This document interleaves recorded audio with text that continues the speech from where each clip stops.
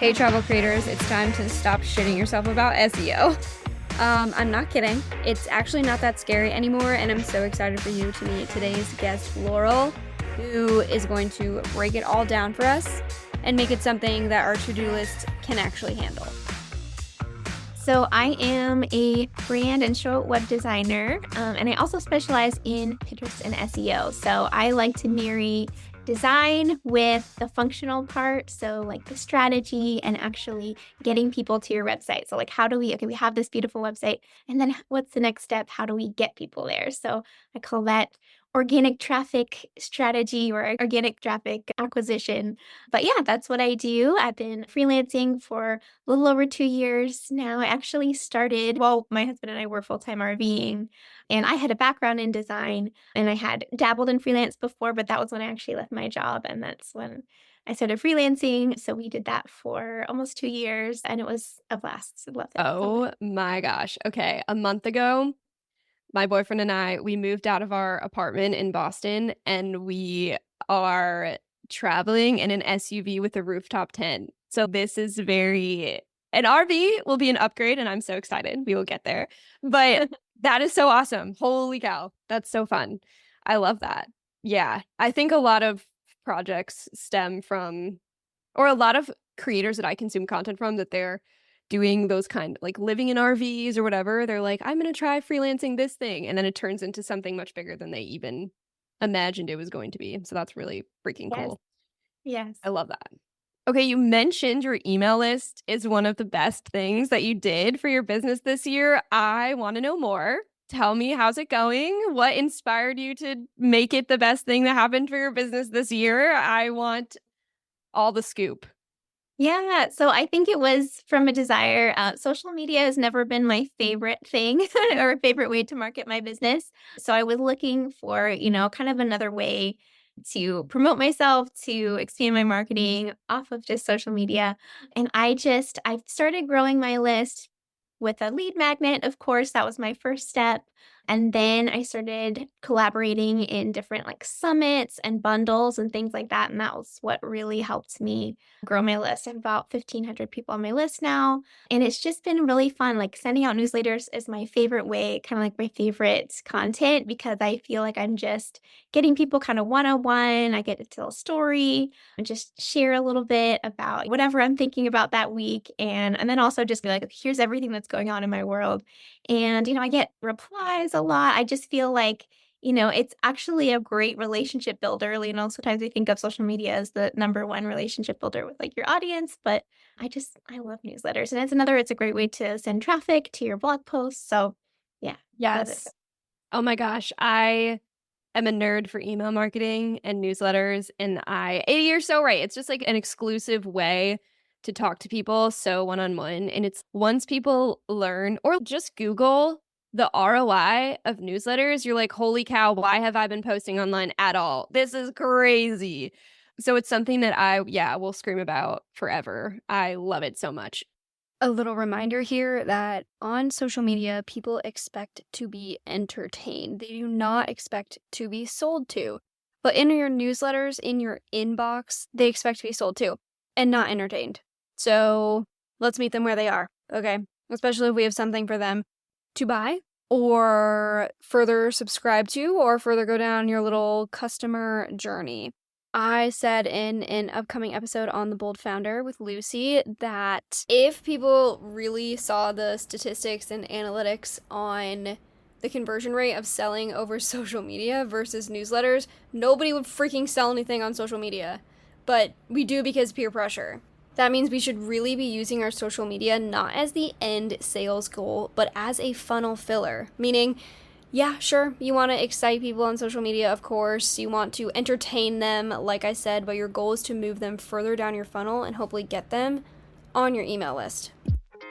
That makes me wonder, because it is such a good way to get people to your website or like to your services page or something like that. Do you always highlight one of your services, or maybe like you have a digital product or something in your newsletter? In other words, in every send of your newsletter, are you always highlighting a place on your website people can go to? Yes, I am. So I usually have some kind of purpose. If I am telling a story or something, it's either leading to an offer or some kind of free content that I'm putting out there. So I almost always either include a recent blog post or I'm like, hey, just like, here's one from the archives if you want to check it out. And that's one of the most popular things for people. And also just, I have a great footer strategy where I just am like, if you want to work with me, here's how you can do that. Here's everything I offer. And here's my free resources, which includes all my freebies and like affiliate links and things like that. And people love those. I will check, what people are clicking on. And that footer actually gets a lot of engagement, especially the resources page, which is where I have, again, my freebies and also like a bunch of affiliate links with here's my tools and stuff that I recommend. So if you're not doing that, like the little PS footer with all of your favorite Yeah. links is really Yes. I'm like gobsmacked because that is so genius. And just like, duh, we should be doing this. That's incredible. It's just like a constant call to action. Wow. Okay. I feel motivated to go update my footer. Make sure that's in there. That's incredible. Okay. You can tell me as an SEO expert. I am under the impression I have several thoughts about SEO in newsletters. Okay. So like when we're writing a newsletter, we hit send and like we know where it goes. Like it's going to the people that subscribe. And I think it's awesome to have keywords, not necessarily keywords, but sort of, and those topics that relate to those keywords in your newsletter because it's something your target audience is already interested in, but they're not necessarily doing much in your email, correct? Because you're just like, you've already captured these people. They're already right where you want them, and you're just sending them, right? your reach is however many subscribers you have in that sense. I know some people have utilized like when you're taking your actual newsletter content, if you're putting it on like Substack or something like that, Mm. it's technically findable. So that's not my favorite way. I like everything to live on your website, your own domains, you get all that juice. But yeah, so within Okay. your newsletter, the way I think of it really is I think like pillar content is like podcast or blog post. So if you don't have a podcast, blog post, if you have a podcast, you go podcast, blog post, and then repurpose that into newsletter and social content. So then, yeah. So, but I think if you're starting with blog post as your pillar content, like whatever content I'm going to create, I start with a blog post and then I just repurpose from there. That way you're getting that SEO juice. So like the first thing you're focusing on is on something that's, SEO. And obviously when you're focusing on SEO, so what are people searching for? Usually that makes the best kind of content, right? Because you're finding out what people are actually interested in first before you create the content. Totally. This makes me have so many questions for you that I can't wait to answer. About SEO specifically, I have come across so many reels, so many posts on Instagram, things like this that are like, here's how to find keywords. Did you know you can just go to Google and literally Google or like have it help you fill out the blanks of travel creators and then using the like accordion of here's what people are also asking. Should you really take this advice? Should you really just slap it into Google? Is that sound? Should we not be doing that? I would say you can do that. It's not, those are keywords. I would say it's worth it though to use an actual keyword tool so you get some of the data behind the words that you're seeing because you want to make sure that you're targeting the right words that you could actually rank for. So if you're new to this thing, you're just out starting to write blog posts, SEO, optimize your website, you're not gonna be ranking for the same kinds of terms that like some big travel website that has millions of visitors is gonna be able to rank for.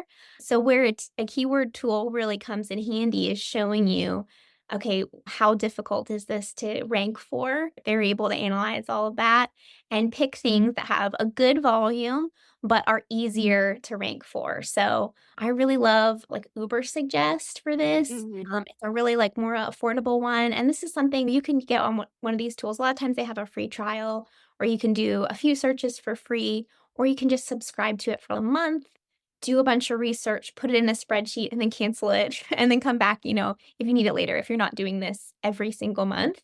So it doesn't have to be a super big expense.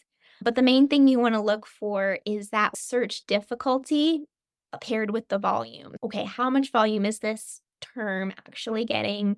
And then how difficult? If it's like a 70 on a, usually they'll scale it like 1 to 100, and you want to stay in that like under 40 range usually. So you want to pair like a pretty good volume with low search difficulty. And that's that like sweet spot. Because if you're in these really broad terms, you're going to be on page 100. No one's going to find you. Don't freak out. Don't freak out, everybody. It's okay. I personally have used Ubersuggest. I do highly recommend it. They have a nice Chrome plugin, but it is really simple to use. And really what LaureL is telling us here is that we need to pay attention to the search volume on keyword terms. So as she mentioned, this ranking difficulty or volume is usually on a 100 scale. Okay. So you want to get something that has a high volume, which really means people are freaking searching for it. They want to know what this is about, but it has a low search difficulty, which means you or somebody, there's a higher opportunity for you or somebody to rank for that keyword. So meaning it's hanging out there. You just gotta go, it's like it's a thrift store. Like you gotta go grab it. There's a gem there. And it's time to use it and style it. But I do recommend you check out Ubersuggest. If I was sponsored by them, that would be incredible, but we're not. So this is a candid, real recommendations. But when you get into Ubersuggest, and they even have an awesome free trial, it will be so much easier to see what we were actually talking about here. I know we're describing a visual experience to you and an auditory function, and I'm sorry. This makes me wonder, how often should we be refreshing keywords or like going into these tools and updating, changing some keywords in our blog posts, or basically just strategizing more content specifically based on keywords? Yeah, I think it's something to do. Like, honestly, a few keyword research is probably going to give you like a lot of ideas, hundreds of ideas just from a couple of root keywords. And then you're going to be doing like slight variations on that. So I would say like every 4 to 6 months, go in, check, and then a lot of times for a lot of these keywords, they might fluctuate a little bit in terms of things. I would say the main thing would be things that are maybe time sensitive or seasonal, to see, okay, when do those like pick up, or like things around years, or what are people searching for around this topic now, so I can get maybe an edge on it before everyone's created content about it. A great site I love is called Answer the Public, and that is a great one for finding blog posts, because you can just put in a topic and it'll show you what kind of questions people are Googling around that topic. And it's great for finding new content ideas. As a travel creator, it can be hard. It kind of sounds counterintuitive, but I think it can be difficult to pinpoint exactly timely destinations. I know, yes, that sounds counterintuitive, because we are trying to communicate with a variety of people who have different tastes of travel, meaning, of course, you have your travel niche, which might be luxury or backpacking or something more specific than that. But you might have people who in the wintertime, they want to do winter things, or people in the wintertime who want to do summer things. And so trying to pinpoint an exact destination or region recommendation during a specific time of year can be a little bit difficult. What I would do to kind of combat this no real right answer in when to share about a specific destination is to ask your audience, what is your target audience actually like? Like, what kind of traveler are they? Are they the person who in the wintertime they want to be warm? Or are they the person in the wintertime who wants to be cold? Asking them can help you figure out what type of destinations to recommend them to during a time of year. Another way to think about this is that oftentimes the content we create is the content we like to see. And so you can think about yourself. Are you the winter skier, or are you the winter beach person? What do you want to share about? Because when you share content that you are genuinely excited about, we can tell. For some clients, they're like, Laura, can you write this blog post about this travel destination? And I'm like, sure. And they'll send me keywords to use. And so I do what I need to do. But I always wonder, for example, I just pulled up a blog that I worked on, and one of the keywords is London Instagram spots, plural. Does it matter that much if you make it singular? I don't know. What's your advice? No, the great thing about Google is they're very smart. And so a keyword is the root words in the phrase. They can be in any order. and you can add or delete prepositions. You can make them plural, not plural.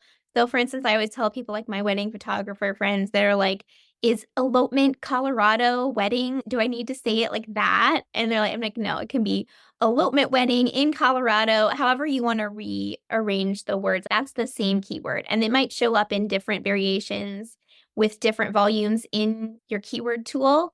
But however you put that, that's the same keyword. Google's going to read it the same, and it's going to rearrange the words because people Google things and it's not grammatically correct. The way they Google it, they leave out, they say it weird and you're like, this is such a weird way to say this. Like, how am I going to use this? You don't have to use it like that. Just think of the key words that are in the phrase and put them however makes sense. So write for people, not for Google. Keep Google in mind, but remember you're writing for people first. I feel so much relief because you're so right. It's like Colorado elopement. Yeah, it's like these words that I would never speak out loud. And it's like now you're asking me to write 600 words about it. Okay. I don't think that's real. I'm glad to hear that Google is smarter than me. That is good. I'm glad that it can figure it out. I figured that was the case because when we think about all the people who are using Google, it's like, yeah, they're not gonna get that right every time. A good way to That's check it too is just to Google that term yourself. So, okay, take the keyword, just Google it as is, and see what kinds of things come up. You'll notice that like the top ranking blog posts are probably not using it in that exact way. They're just writing it in a way that makes sense, that reads well. Yeah. this Always, is I love to tell people just Google it yourself, or if in doubt, search it out. So, like, when you're getting in the keyword zone, you're like, oh my goodness, there's all these terms, and what does this even mean, or whatever. Just go and search it and see what shows up. And it's okay, is my post going to fit in here? Is it going to stand out? Is the title going to stand out among these other things? Like, what's going to make it give me an edge? And so that's kind of a good thing to like, okay, look at the competition, look at what's ranking now, what Google is liking, what they're putting up top, and see, okay, can I compete with these sites? Can I make something better so. that is mind blowing and amazing advice. It's so obvious. It's so obvious. Just Google it. Just give it a Yeah. Google is what I always say. This also, like when I'm reading blog posts of other people and it's so clear that they're just trying to get the keyword in, I'm like, this is horrible. And now I don't trust you because you're not here to really help me. You're just here to like rank number one. And now I'm angry about it. And I'm leaving your page, even though you told me what I wanted to know. Yeah, that's so true. We have to remember that we're writing for people and not. And I heard this quote recently about why AI, especially for blogs, it's so easy to be like, spit me out a 400-word blog about this topic, find some keywords for me, blah. But the reason why it's will never sound like humans is because it lacks soul. And that's why it's so identifiable to find these stupid AI blogs because you're like, no one would ever say these words. This is not human, and I can tell. And I think though, it's going to make certain writers just more wanted is really what I mean because they're like, okay, I'm actually going to take the time like you to do the SEO research properly and put it into human language rather than just use a computer to do it for me, which is really interesting.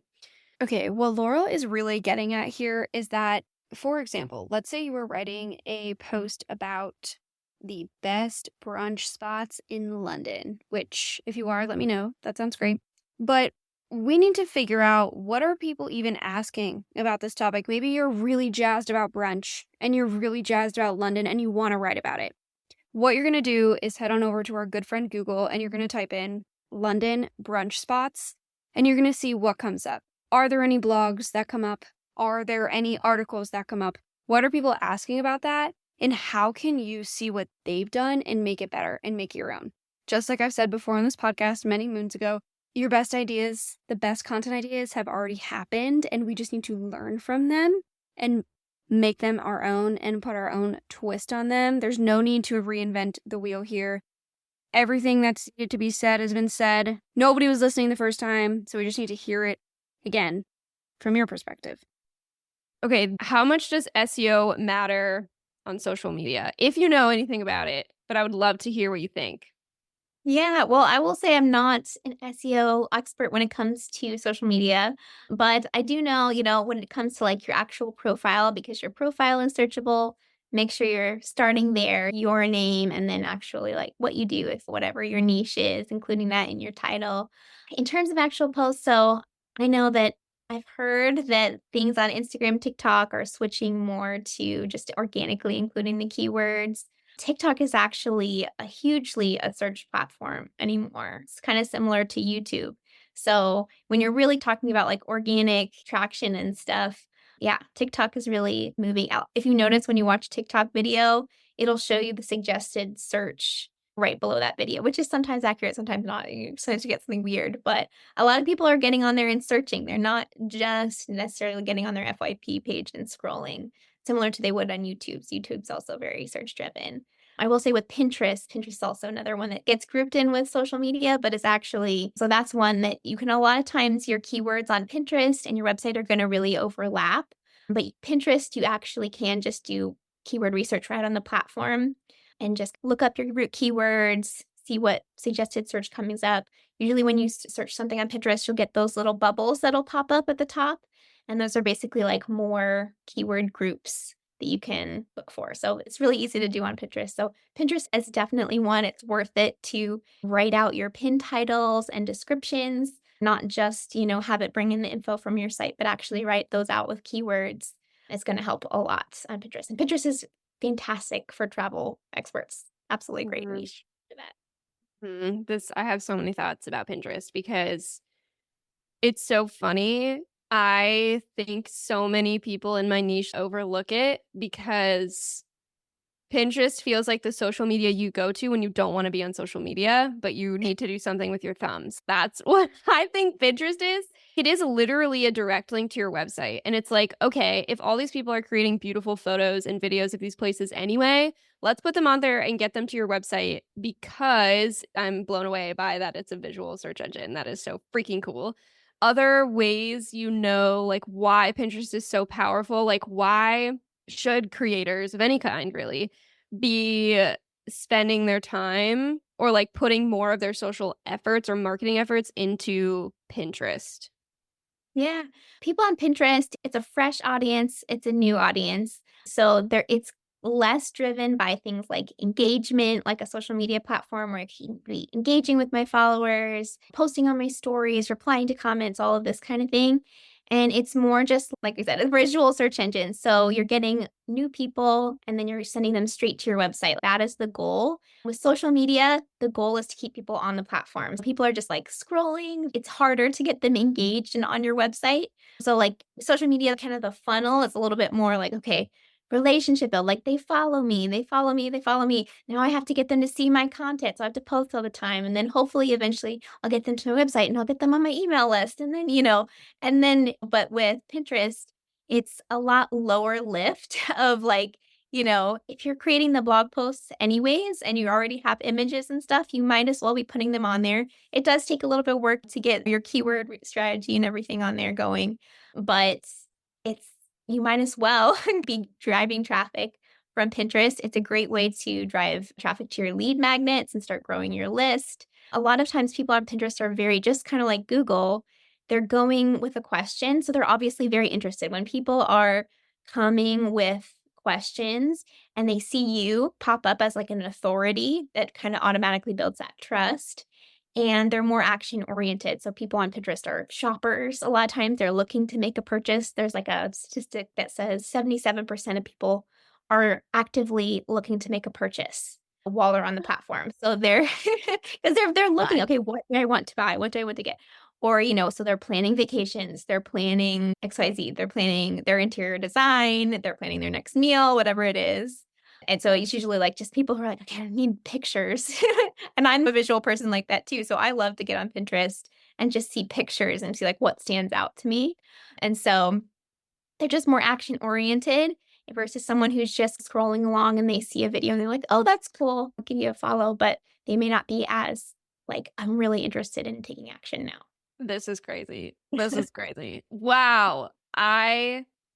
Yeah, I've been sleeping on Pinterest because it doesn't feel because it's so different than what we use all these other stupid social platforms for. And my target audience has been like fighting to figure out how can I be seen? How can I be seen? And then it all what's going through my head is a lot of the times the people that we end up gathering in our audience on social media are not going to be our target audience, or people who are actually going to be action motivated to take the next step. Whereas it's let's step back and let's look holistically at the places where people already want to find solutions. Like, I'm not tapping into Instagram, my question. I'm not doing that.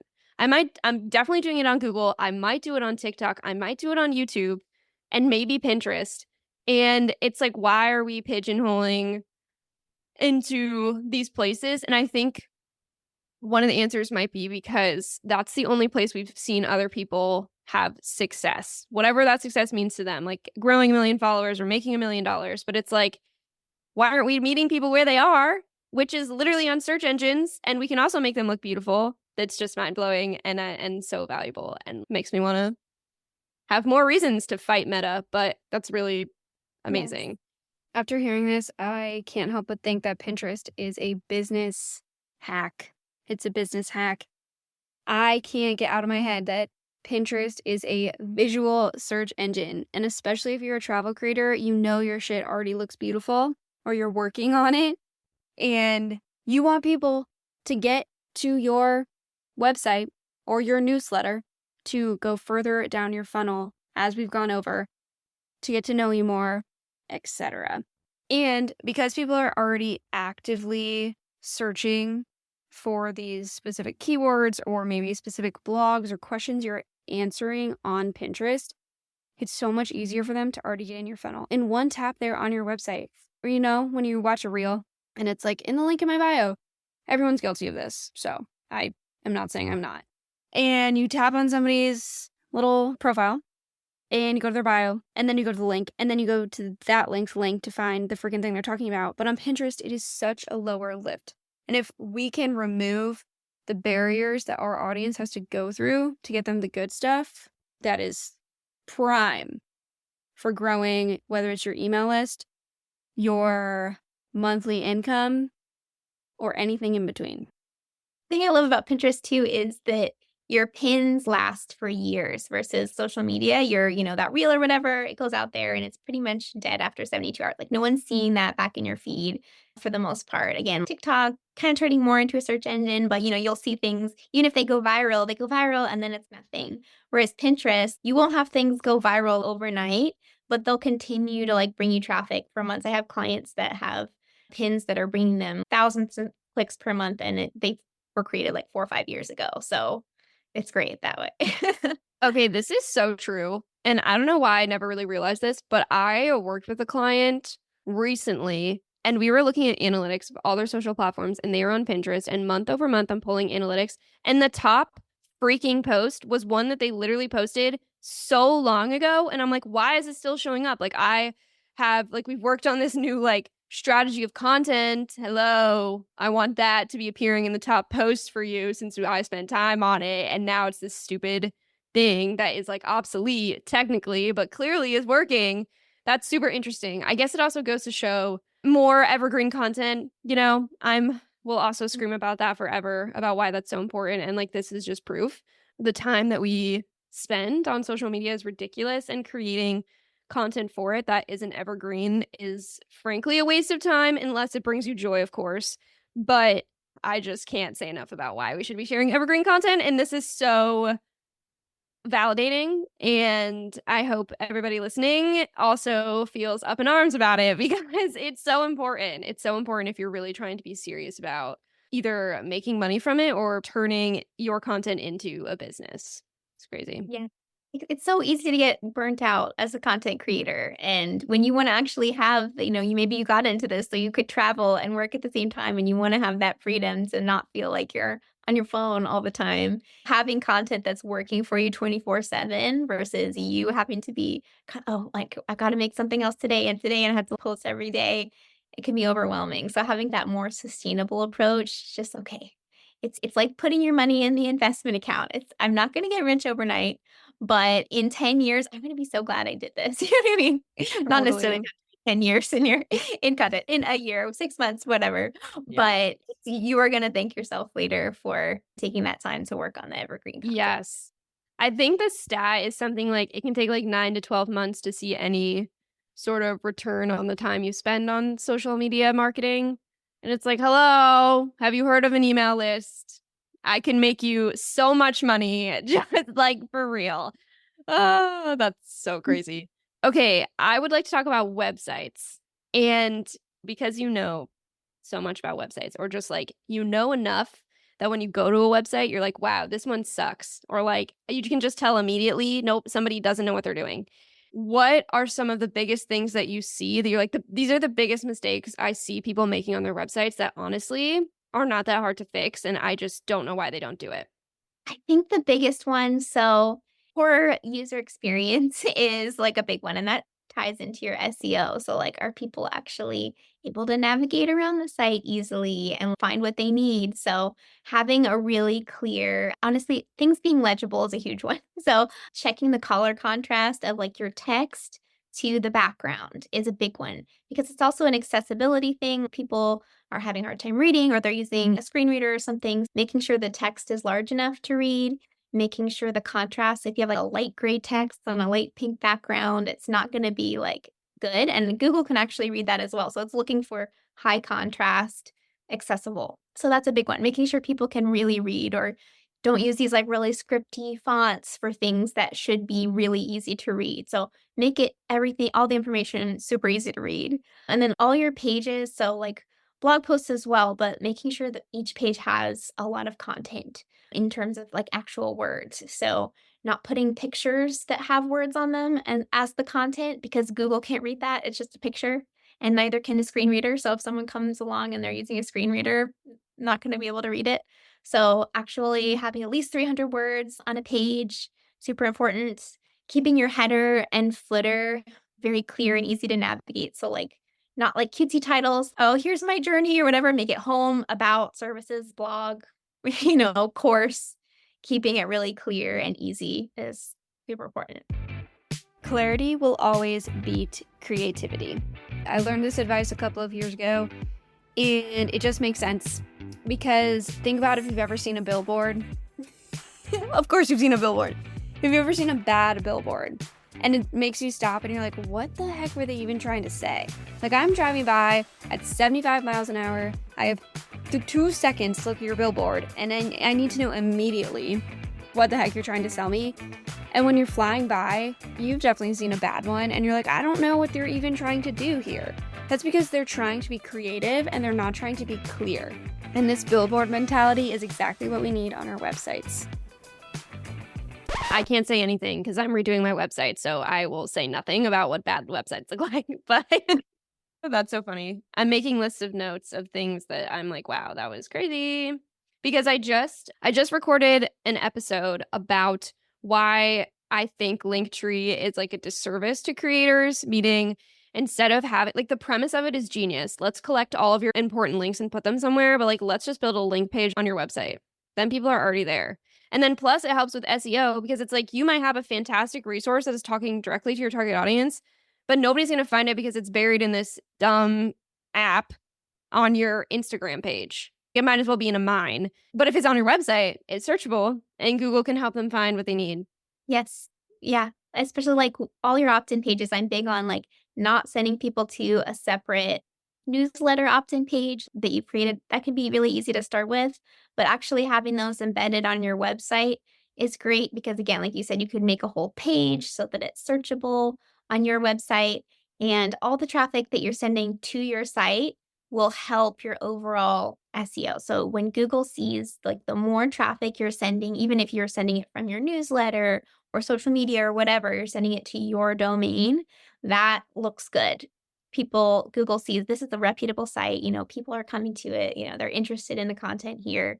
And it helps what's called like your domain authority, which is just a term that a lot of SEO experts or SEO sites will give to a website. But the higher that is, that helps your overall. So like all your blog posts and everything, it's going to help that rank higher. So we always want to send people like to our site. Like don't send them to other places. Send them to your own property that you own.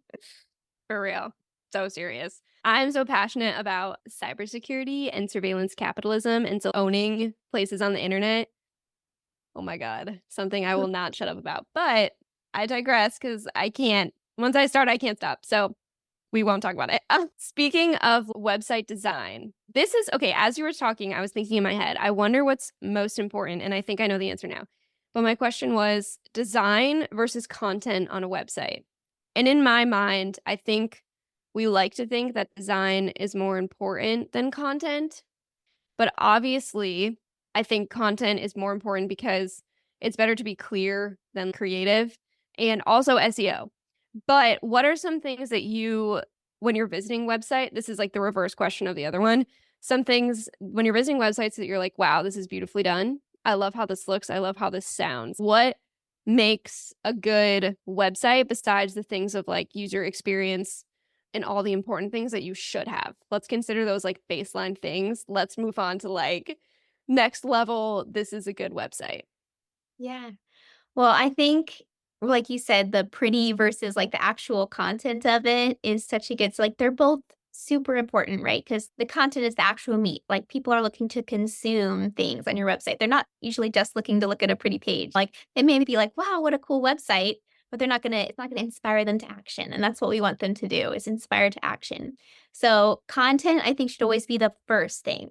Write out your content first. Really think through that. And working with a copywriter, if you're not a natural writer, like especially for your core website pages, can be great because they know what converts and they're going to be like, this is how this is how you show the transformation or whatever, especially if you're thinking about something like a sales page. But really always make it clear like what the next step is, call to actions. When it comes to your copy, I'm not a copywriter, but I know the essence of it. And I have some great copywriters that have taught me a lot, and making it all about the reader and not about you. So it can be easy if you offer a service or a program or whatever, be like, here's me and here's what I did. And but whoever's landing on your site, they're looking for answers. They're looking for resources to help them. So they want to know that you understand their problem. So a story is great. This was me a couple years ago, and I was struggling with this, probably like you are right now. And but this is my life now. So showing that transformation and showing how it's possible for them is super important. So copy should absolutely be like your first step. You don't want to design something like, because that really informs the flow of your website, how everything's designed. So like I use that as the inspiration of how I'm going to lay out everything else. Okay, this is the section, like this is where we, lay out the pros and cons of something or whatever. So content first. And then when you move into the website, it's really, like I said, just making sure things are big enough to read, that they're accessible, that your images are really high quality and they're not like blurry or small, and just making sure that everything like flows well, like that there is like a nice cohesiveness, that you have strong brand identity. That's so important. But for your website as well, that you're using same colors, same fonts, everything is cohesive. That's just going to bring it up and make it feel very professional and give people be able to recognize you. So if they land on your site, consume something, and then they come back to it again, they're going to be able oh, this is that same person. So making sure everything across your website, your socials is really consistent. It's going to help with that brand recognition for you. So it's super important. If you missed my episode with Lucy from The Bold Founder, she is a verbal strategist, and that is one you're going to want to go and listen to if you have any questions about how the heck to talk about yourself. It can be really easy to get roped into wanting to talk about ourselves all the time. I mean, how can we help it? But that's not why people show up to your website. If they want to know more about you, they will ask you. They're on your website to learn about the result you can give them and how they will feel after getting that. Okay, this one is intimidating to me because SEO has always freaked me out, but I feel so much better after this. I really do. If someone wants to start with SEO, what should they do? Let's pretend, be delusional and pretend everybody has a really clear brand. They know their target audience. They know who they are and who they talk to and how to talk about themselves and how to talk to their target audience. And they're ready to go. They're ready to SEO. What do they do? What should they do? Well, really, everything does start with the keyword research. Once you have those content pillars, your brand pillars, okay, I talk about this. Most of us have that. If you've done all the work to figure out your ideal client or audience, you're like, these are the things I talk about and I'm an expert in.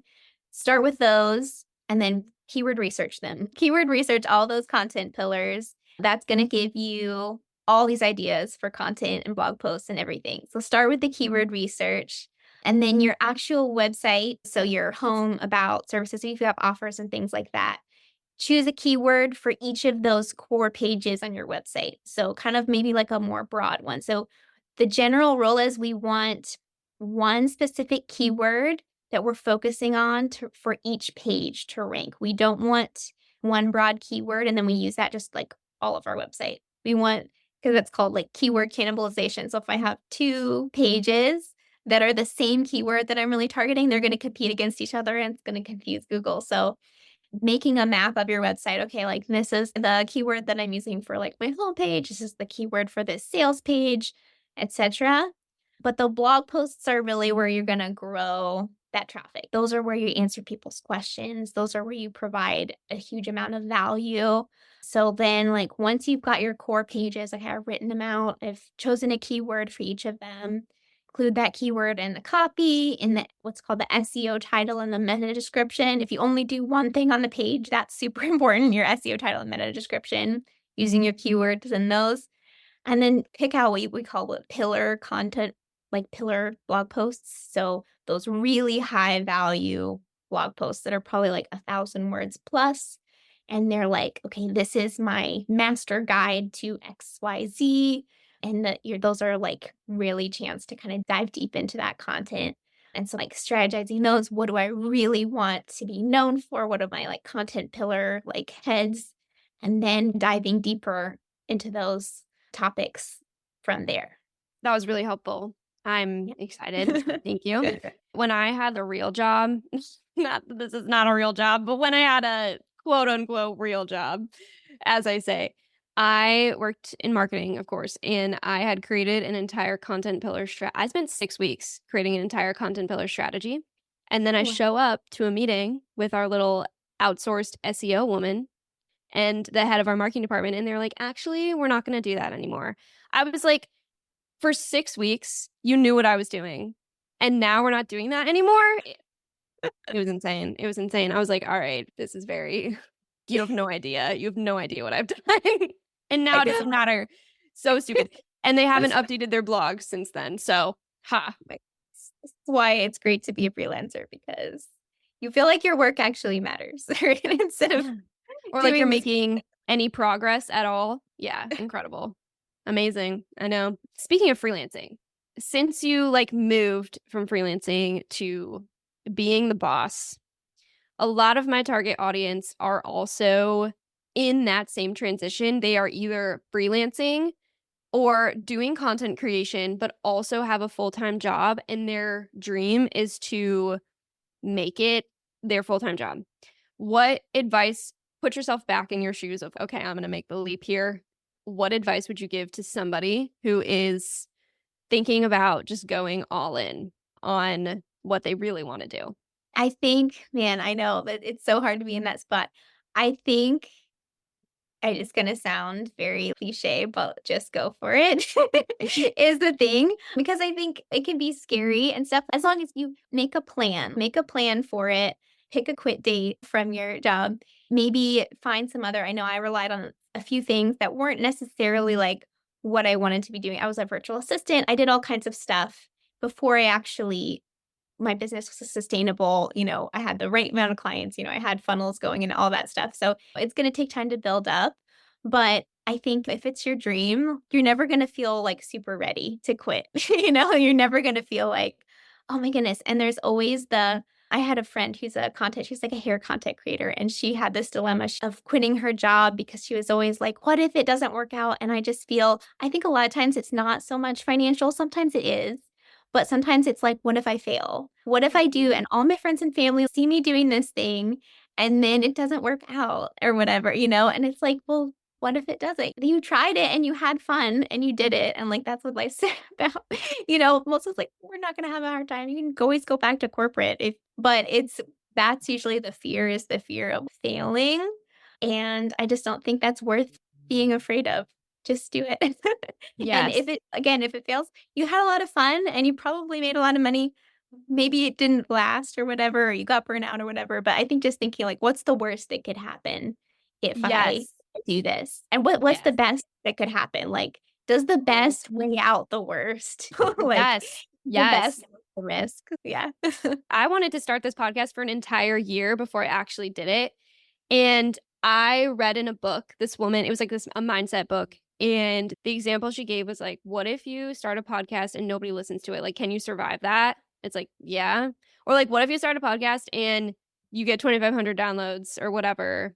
Can you survive that? And it's like, yes, of course. And it's like, we just don't know until we do it. But we always, also in my mind, what helped was knowing that I always had a choice. I could choose to do this, and if it wasn't working, I could go and find a job. Even if it was like making coffee, somebody was going to hire me to make coffee and I could figure it out while I wanted to.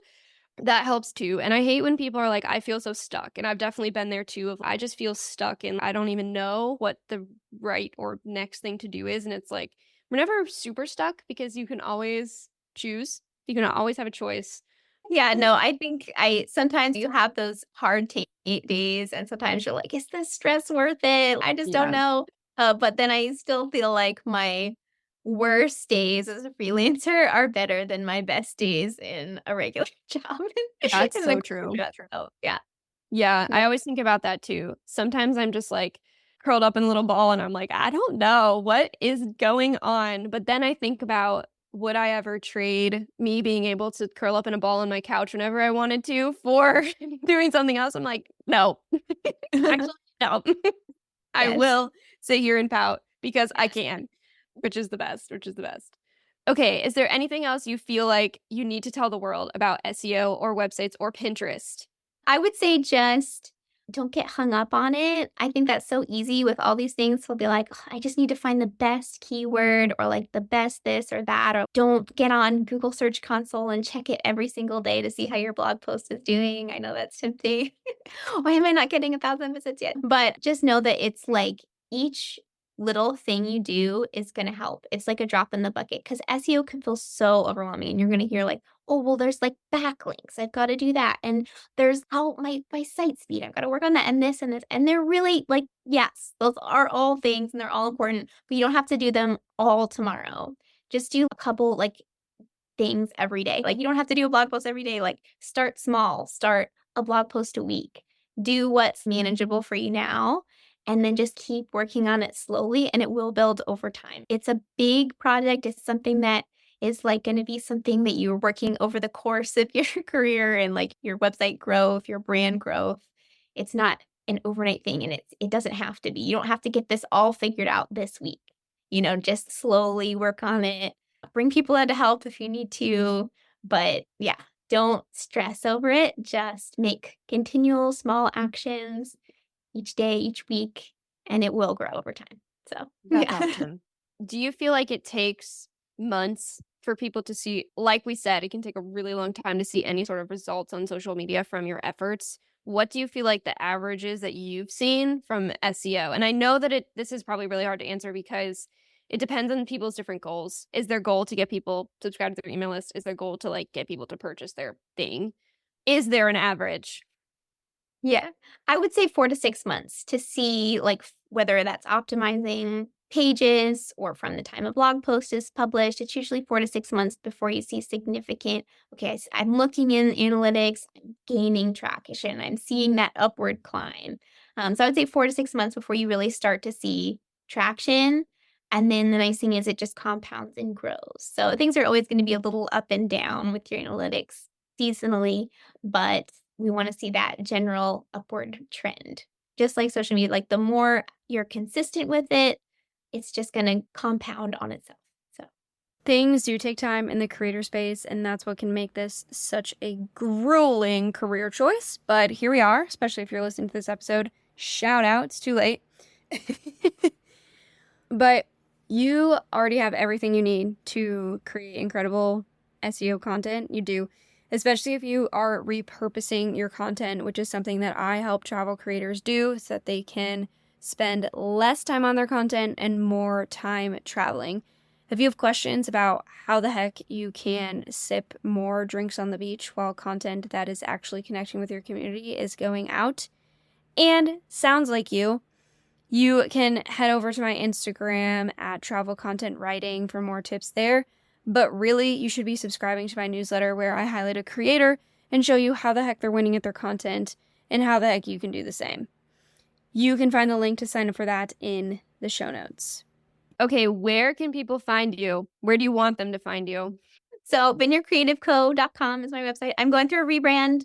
Hopefully we'll be launching August 1st. So it's, but yeah, the site is under construction right now. But I'm also on Instagram at vineyardcreative.co.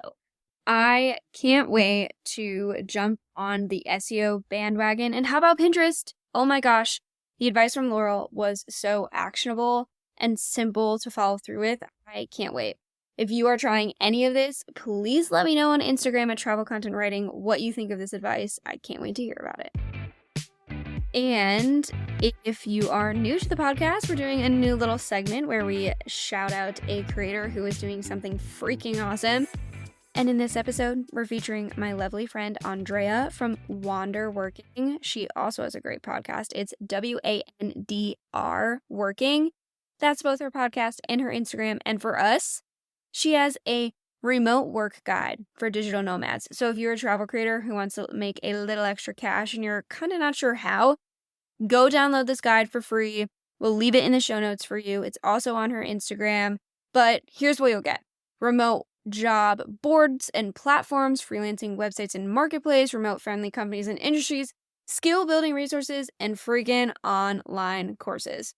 Andrea is a dear friend and a wonderful creator, and I can't wait to see what the heck you create more extra cash with from this guide. Happy creating. I'll see you next week. Let's stop being afraid of SEO together.